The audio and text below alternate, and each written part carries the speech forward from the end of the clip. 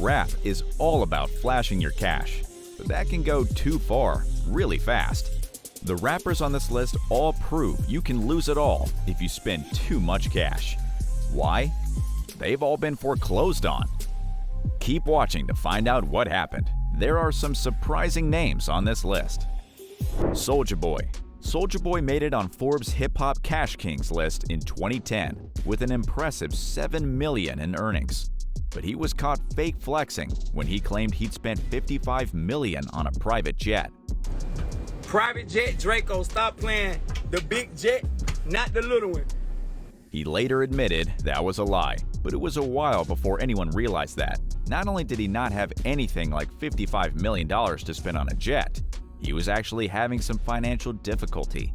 He'd bought his first home in 2008, after his crank that had made him a star at just 17 years old. The two-story house was located in Atlanta, Georgia, and featured 5 bedrooms, 3 bathrooms, and 2 fireplaces. Not a bad purchase for an 18-year-old, but it wasn't gonna last. At the age of 20, the house was foreclosed on. So what happened? He just wasn't paying his taxes. At the time, he owed $30,000 in back taxes to the state of California. You never want to get on the wrong side of the IRS, but things have really taken a different turn for him as he now finds himself with a brand new place to call home in California. Soulja Boy got caught fake flexing, but the next person on our list had to have his mom bail him out. We'll leave you to decide what's worse. Juelz Santana. Juelz Santana had a pretty successful career, both as a solo rapper and part of a hip-hop group, the Diplomats, aka Dipset. But the group might be wishing they'd never got involved with him. He had more than his fair share of run-ins with the law, starting in 2011 when his recording studio was raided by police. They found 2 loaded guns, and that wouldn't even be the last time a gun would get him in trouble. In 2018, he ran out of Newark Library International Airport when the scanners picked up an unlicensed gun in his carry-on luggage. He claimed he forgot it was there, but can you really forget you've got a gun that doesn't belong to you in your suitcase? Either way, trying to bring a gun onto an airplane is a pretty serious offense, and he was in jail before he knew it. What does this have to do with his foreclosure? Well, while he was in prison, he was told his condo was being foreclosed on because he'd missed a year of mortgage payments. And so if I could explain it, the house actually did get on foreclosure, but it had nothing to do with me. On the bright side, the condo's value had significantly dropped since he'd bought it, so it was kind of for the best. But on the flip side, he found himself in a situation where he couldn't even seek shelter at his mom's place. Surprisingly, she had actually used her house as collateral to assist in paying off his hefty $500,000 bail. The next rapper on this list also got on the wrong side of someone, but it wasn't just the law that had beef with him. The Game. West Coast rapper The Game is a big fan of flashing his cash. Loads of you will already know about his collection of classic cars, but his mansion was even more impressive. Sources disagree about how much he paid for it. It's somewhere between $1.5 and $1.9 million. The 4,000 square foot mansion had 4 bedrooms, 5 bathrooms, a sauna, a pool, and a private tennis court. So what happened to it? Well, 2 things. Firstly, the mortgage on a house like that is pretty pricey. It was costing a whopping $5,000 every month. But the house wasn't the only thing he needed to pay back. He also owed money to fellow rapper 40 Glock. Why? He'd beaten up 40 Glock outside his home while recording it, so everyone knew he'd done it. When 40 Glock sued him, it was a pretty open and shut case. So The Game tried to get it all brushed under the rug by asking 40 Glock to settle the matter in exchange for just $70,000. Obviously, 40 Glock thought it was pretty offensive, and he filed a lawsuit against The Game. He did it as an entertainment purpose, you know what I'm saying? So if it's an entertainment purpose, hey, I'm an entertainer, I get paid to entertain. In court, the judge ordered The Game to pay $4.5 million in damages to 40 Glock for the assault. Now, there was no escape. The Game's home was foreclosed on to pay off some of his mounting debt. We don't know what happened to the rest of it. The Game sure knew how to create problems. Weirdly, the next person on this list actually got off the hook for a moment. Lil' Kim.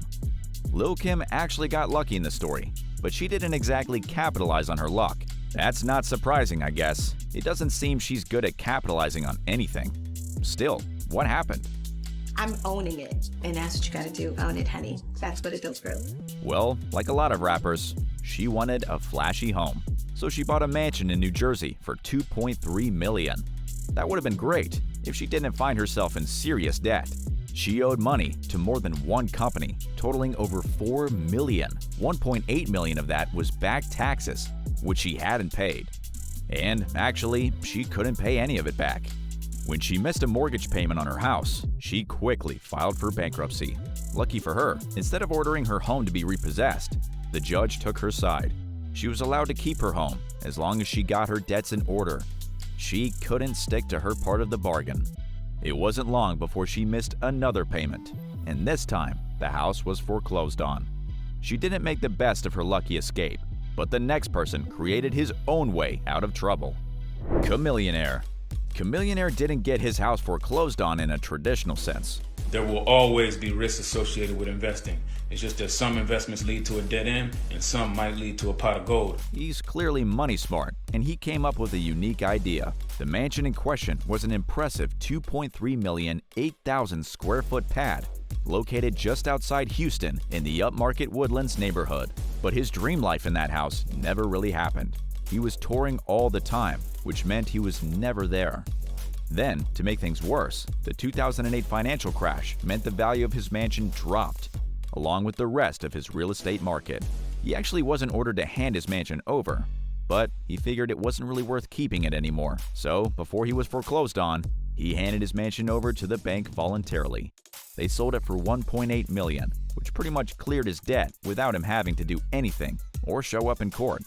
Sure, having your house repossessed is normally a bad thing, but Millionaire actually used it to his advantage. It seems he now has a new mansion. It's not quite as big as the last one, and it's not in such an expensive neighborhood, but it's still pretty impressive. What Millionaire did feels pretty smart. The next person on our list is kind of the opposite. DMX. DMX has actually had problems with more than one home. His problem started all the way back in 2001. He bought an old townhouse in Harlem, thinking he'd renovate the building. We can only imagine how spectacular he was picturing it becoming once he'd finished it. Only, it never worked out that way. It needed a lot more work than he expected. Every time he fixed one thing, another problem would appear. In 2008, he decided he couldn't justify the expense anymore, and he put it up for sale. Only, nobody wanted to buy it. It eventually went to auction, which DMX hoped would convince someone to take it off his hands. But even though he bought the house for $750,000, it sold for only $120,000. That's a loss of $630,000. You'd think that would be the last time he made that mistake, but it happened again. He almost owned a pretty cool 5-bedroom, 4-bathroom, 3,700 square foot Pueblo-style home 45 minutes outside Phoenix. It featured a sunken pool, an outdoor kitchen, and a giant cactus. Who wouldn't want that? He bought it for $575,000, but he missed mortgage payments on that property too. He was eventually forced to sell it at a loss for just over $447,000, but that's still not the only house he'd lost. When he was at his most successful, he bought a 3,600 square foot mansion in Westchester County, New York. But it's been causing issues for the rapper ever since. In 2014, he narrowly avoided the house being foreclosed on by somehow managing to pay back $200,000 in unpaid loans just in time. But it was only a few months before he ran into trouble again. He was forced to declare bankruptcy in 2016. At the court hearing the following year, he showed he was a whopping $2 million in debt. That included $1.7 million in unpaid taxes. Oops. The mansion was listed as one of his assets in the court documents. Records show that in 2019, he transferred the deed to the house to a corporation called Tasher Way, which creditors weren't happy about. They called it a scheme to help him keep the house without paying for it. Either way, it did seem to work. He sure didn't learn his lesson. The next person on this list didn't need to, because he had one smart idea. Nas. Nas has been at the top of the charts more times than most rappers on this list. In fact, he gets to #1 pretty much every time he releases a new album. That's added up to a net worth around $60 million last time anyone checked. But it hasn't saved him from losing his home.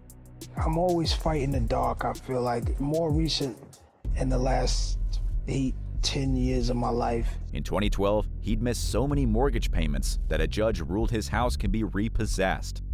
The 2-bedroom, 3-bathroom house was located in Georgia.